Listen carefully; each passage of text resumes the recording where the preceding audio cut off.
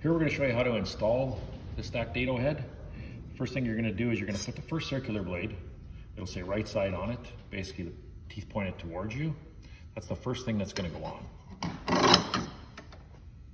And it's going to come up flush up against the flange that's there. Okay, then you're going to put a chipper in. In this case, we're going to put an 1/8 of an inch chipper in. When we line them up, we want to make sure that the teeth aren't touching each other because that'll make it too wide.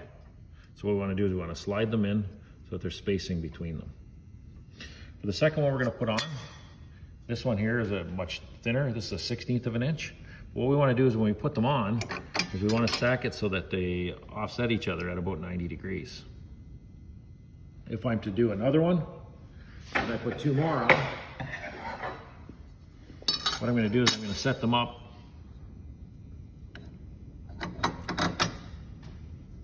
so that they're in between. Put the last one on. That way all of them are offset. The last thing I'm going to do is I would put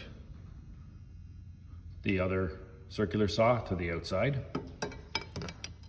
and I slide it on.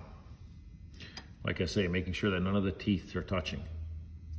Once I get there, with that right there, if I slide it on, it just has enough thread to hold it. With the nut, if you look at the nut on here, it has like a washer on one side. You want the washer to go up against that plate there. Remember, it is a left-handed thread and you do not have a lot of room in here for your fingers. Watch you don't cut yourself. Yeah, just take your time. Once you have it there,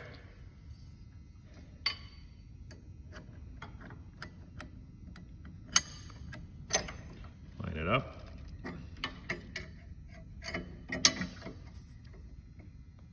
Make sure it's good and snug. Yeah, okay. Now what you would do is you'd run a test cut on that. Just to make sure and see exactly what the width is. If it's not to the width that you want, you can add whatever kind of shims you have in between and keep building them up until you get the right size. Okay. In this case, the dado blade is quite wide. It's wider than the actual throat plate that we have here. So we have to make up our own throat plate in order to get this to work. So in order to do that, what you have to do is you have to basically take a piece similar to this one here. You have to measure the distance from here to here, which would be the distance over to here, which in this case is 1.5. So I want to make sure through this process that I don't run this blade into the fence. Okay, so what we want to achieve is we want to achieve something that looks similar to this. And how we do that is we lower the blade down below the surface. We would put the plate in here like this, and we would pull our fence over, and we're going to use this to lock it down. So I want to make sure that I'm not sitting on the 1.5 inch line. I want to give myself a little bit of room to play.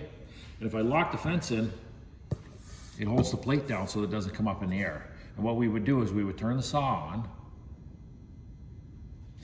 and then we would wind the saw slowly up until it came through,